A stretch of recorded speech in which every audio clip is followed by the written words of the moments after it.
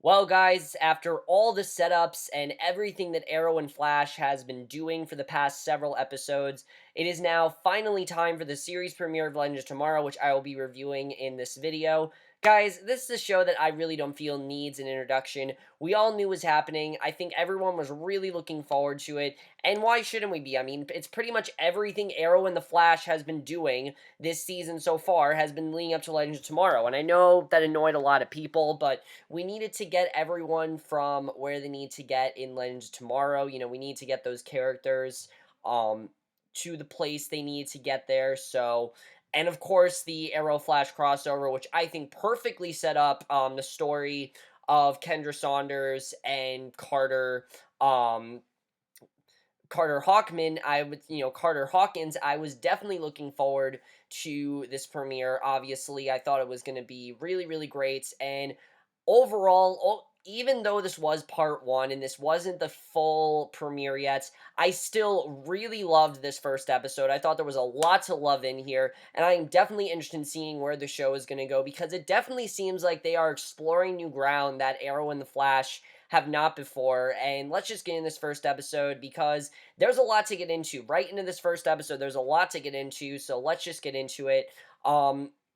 Of course, we start in London in 2166, and we see Vandal Savage is well alive, mainly because of Malcolm Merlin, which we know that Malcolm Merlin has some sort of connection to Vandal Savage. We just don't really know what it is yet, and I hope that's something that they explore at some point because that is a very important detail that it seemed like something that was very important that they left off on in the Arrow and Flash crossover. So hopefully at some point that's explored because I hope that happens. It's a lot, that's very important information. I hope that at some point they explain that.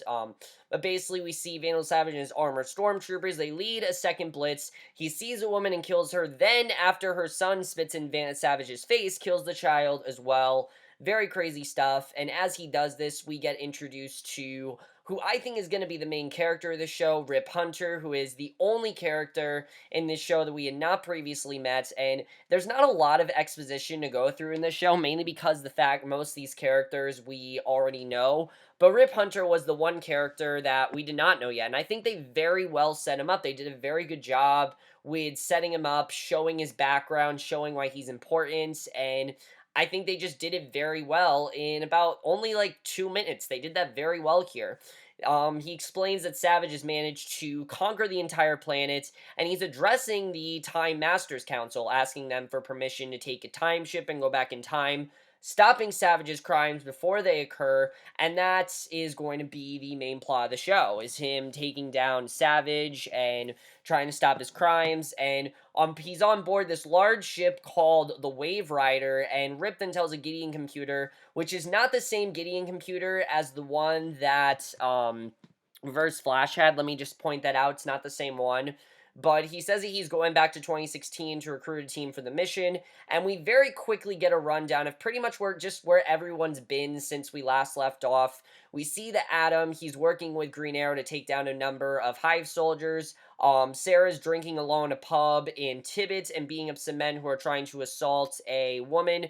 Firestorm is chasing down gun-toting baddies outside a chemical plant. Hawkman and Hawkgirl are bickering, and Captain Cold and Heatwave are on their way out of a bullion exchange robbery.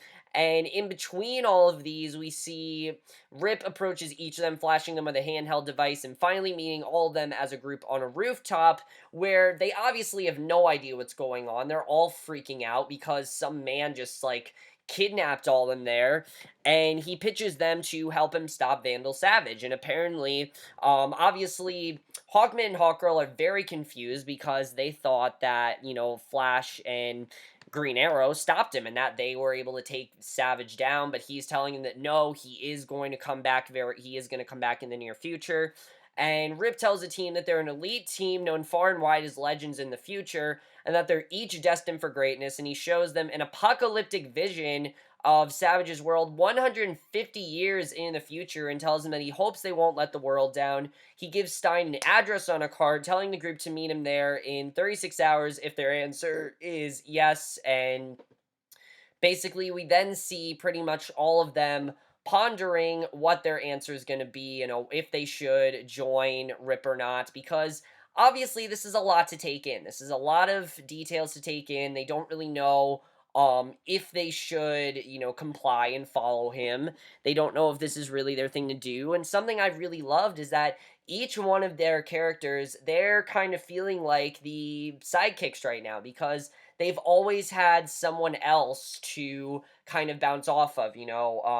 Stein has always been part of the Flash. There have been characters in the show that have always been part of the Flash. There have been characters that are now part of Arrow. But now they're kind of their own thing. And I think for us, as well, that's kind of new for us, because we're used to these characters being on these shows. And I think they did a good job of showing that they kind of feel the same way, especially for Ray, which I thought they set up Ray very well here. He's talking to Green Arrow, who's duking it out with a group of ghosts, and Ray, which, by the way, guys, my review of Arrow is going to be coming very soon. I don't know when.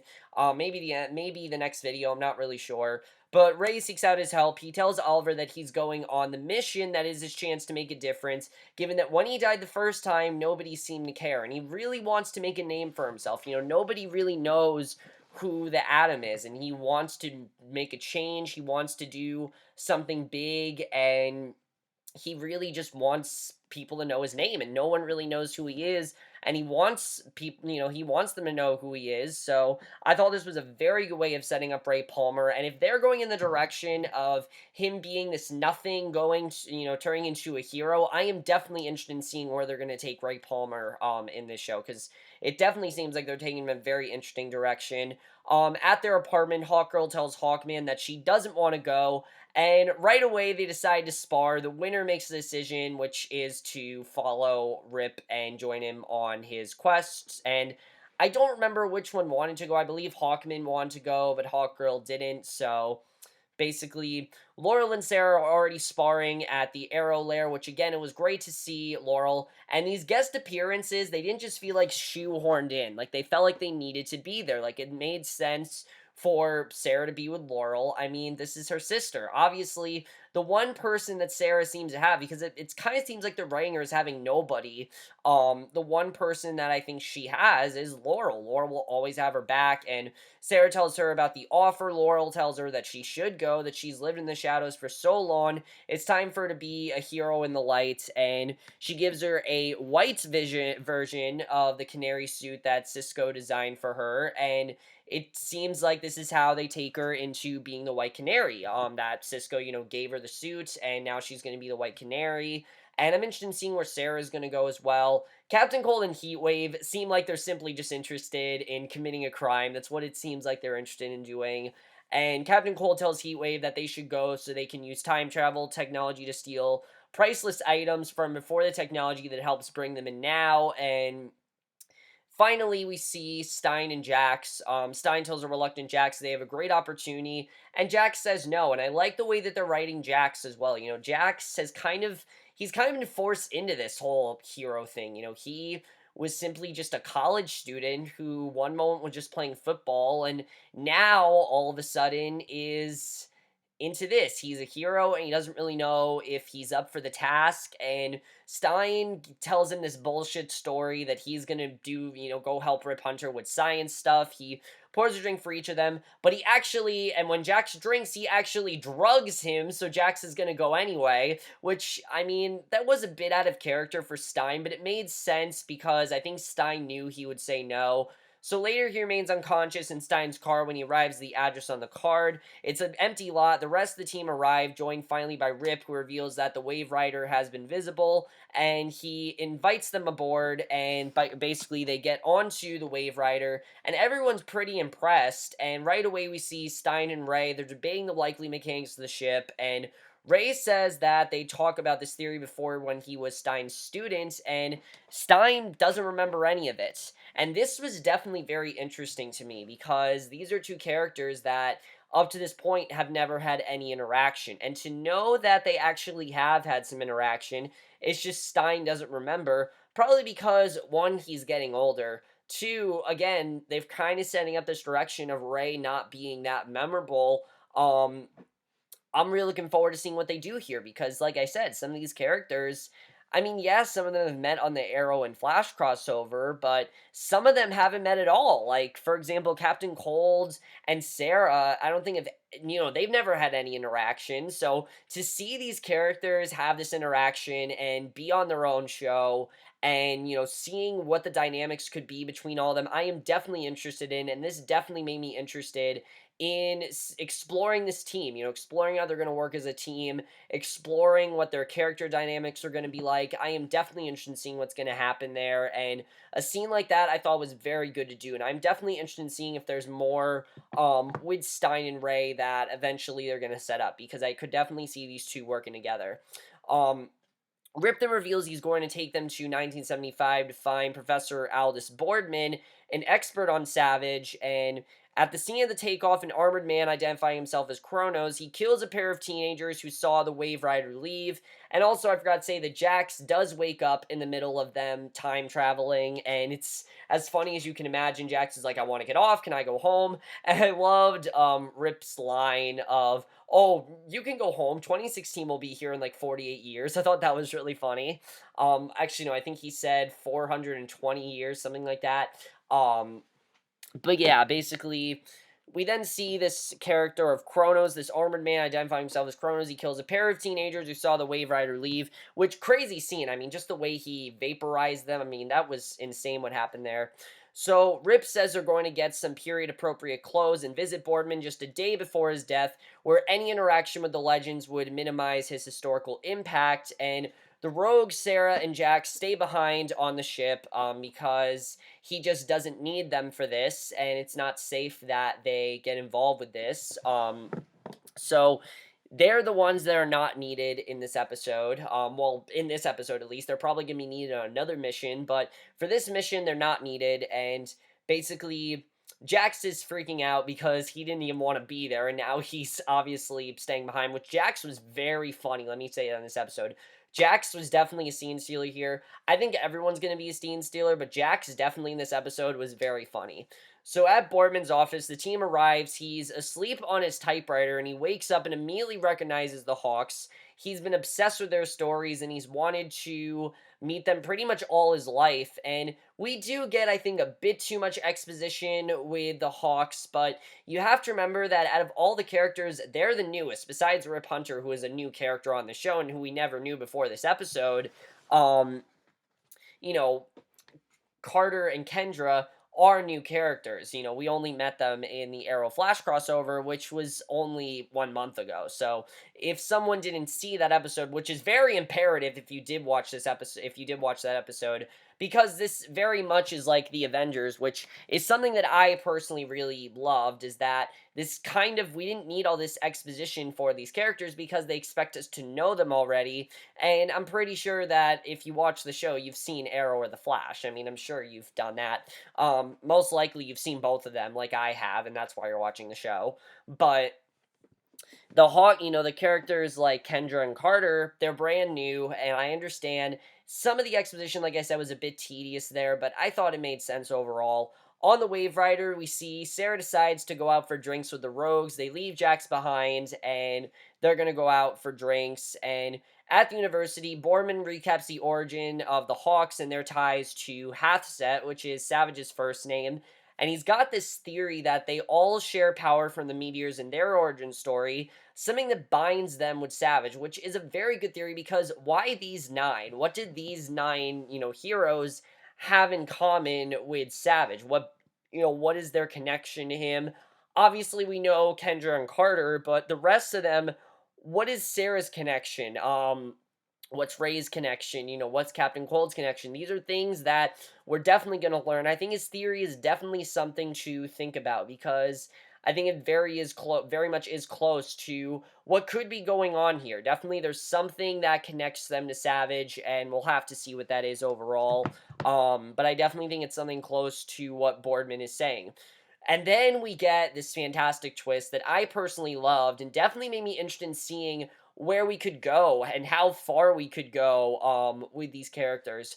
Because Boardman reveals that he actually first knew the Hawks. They were his parents. So not only does Boardman obsess with the Hawks, he actually knew them. And they were his parents, and he's their son. So We see that shortly after World War One, he gives them a photo of the pair holding him as a baby at the World's Fair, and he tells them that Savage hides in the shadows, but that he placed himself near the seat of power, nudging the world in his direction without making himself a target. So obviously, Kendra and Carter are shocked right now. They can't believe that, their son's there and that he's alive, but they're told that he's going to die within a few hours. They're told that, definitely he's going to die soon and they don't want that to happen. They want to spend time with their son, and obviously they're confused. They didn't know they had a son, and there's a lot that's going on there. But this definitely made me interested in who else we could meet. I mean, knowing that we're going to be time traveling, I think, somewhere different every episode, where else can we go? Who else are we going to meet? This is something I'm very interested in. I feel like we could definitely meet pretty much every member of the team's ancestors by the end of this season. That could definitely happen. Now, there would be a bit far-fetched if that did happen, but just knowing that we already met the Hawk's son definitely makes me interested in seeing who else we could meet. That definitely, I'm interested in seeing where else we can go here, because definitely there are other characters that we can meet that we just haven't met yet. I'm interested in seeing who they are and when we could possibly meet them. So Rip then asks Boardman where to locate Savage, and Boardman says he has an educated guess. And at a local bar, we then see Heatwave, and Heatwave was awesome here. Heatwave's a character that I never really thought got his chance to shine in The Flash because of Captain Cold, but it was awesome to see him here, and that's one of the reasons I'm glad that we have this show, because you have some characters that really might have been a bit underused in The Flash and Arrow, like Heatwave, and I feel like in this show, he's really going to get his time to shine, because he was awesome in this episode. I loved his character. He brings the drinks, put on some music while Sarah dances, attracting the attention of this guy who hits on her, but she rejects him instead of hitting on his girlfriend. She's clearly interested in his girlfriend, but not him, and he grabs her by the wrist. She beats him up, and a bunch of friends join in. He takes a half a dozen or so of them down too, but as the crowd gets bigger, she invites the Rogues to join her. They beat up half the bar, trash the bar to the place, and that was crazy when that happened, but I definitely feel they're writing Sarah in an anti-hero direction. Definitely, it seems like that's where we're going, because she's always been a vigilante, and I think she's still kind of confused if she's a bad guy or if she's a good guy, and here she seemed very confident as to what she is, but in many ways I think she's just Sarah Lance. She's her own person right now, and I think definitely these three are going to kind of be our anti-heroes, where they're not necessarily good, but they're not necessarily bad either, and I'm definitely interested in seeing what's going to happen there, because they can cause a lot of wreckage, and definitely it's going to be interesting seeing if they get more heroic. I mean, we know that Captain Cold at one point thought of possibly being a hero, so could he have some good in him? We'll have to see. Definitely that makes me very interested, is if does Captain Cold have good in him? I'm not really sure. We'll have to see, though. Obviously he's on this show, so he has to, but we'll have to see. On board the Wave Rider, Jax is getting annoyed with Gideon. He wants Gideon to take him home. Gideon saying that she's been told by Rip to not listen to anything that he says. And I love the bickering between Jax and Gideon. Very funny stuff there. But then the conversation interrupted when Chrono starts attacking the ship with thermite grenades. And obviously, crazy scene here. At the college, Rip takes Boardman's notes, rushes to the Wave Rider after Stein realizes that Jax is in danger. The Hawks insist on bringing Boardman with them to prevent his impending death, and when the team converges on the ship, they tussle with Kronos, Rip doing some damage to him with his gun and giving them a chance to get on board so Firestorm can merge and the Atom can get his armor. Boardman is injured in the scuffle, and just as Kronos is about to throw another grenade, the Rogues and Sarah arrive, hitting him with a card. Together, the team managed to get everyone, including Boardman, onto the Wave Rider and escape to the Temporal Zone, which is a kind of time limbo. And here, Rip is very upset about the disaster of the mission to the 70s, but he has to admit that Kronos works for the Time Masters. When Hawkgirl punches him and starts threatening him, Sarah follows up to try and get any more details when he admits he isn't a Time Master anymore, and he further admits that the real reason the team was chosen, that they all have minimal effects on the future. And obviously, they're really upset because they've now been told that they're these heroes, and now they kind of feel like nothings. I mean, they feel like they're just kind of whatever, that they were just thrown into this, that they're pretty much nothing, and they're really upset about this. It's understandable why, and I honestly thought it was very shocking that Rip would do this, but it makes sense too. I mean, he had to protect his world, and he had to get them on board. I understand that, but pretty crazy that they, already know what's going on there, and Adam demands that Rip admit why he's really after Savage, and Rip admits that the woman and child we saw killed at the start of the episode were actually his wife and son. And he says that he understands, given the circumstances, if the team decides to leave. And basically, Stein tells him that they have a lot to think over. And I really love the way that this was done. I definitely really love that. At the medical bay, Kendra visits Boardman. He gives her his mother's engagement ring, and she tells him that she remembers it just before he passes out. And she thanks Hawkman for pressuring Rip to bring Boardman with them, and the two have a moment. And unfortunately, Boardman dies. It's really sad. And I was surprised by how effective, Boardman's death really was. I mean, just knowing that Boardman was their son and they just met their son, and they tried to save him, but that ended up killing him in an even worse way. It's really sad. It's really sad that had to happen, but I feel like we're definitely going to get sad moments on this show like that all the time, and I feel like this is not the first one we're going to get of that. So Stein apologizes to Jax for manipulating him, saying that at his age, you never know how many adventures you have left, and he says that his favorite part of football wasn't winning, but the feeling of family and community he got when his teammates had his back. He says that this group, for better or worse, has that, and I definitely really love that scene, just showing the camaraderie that they all have. I definitely really love that.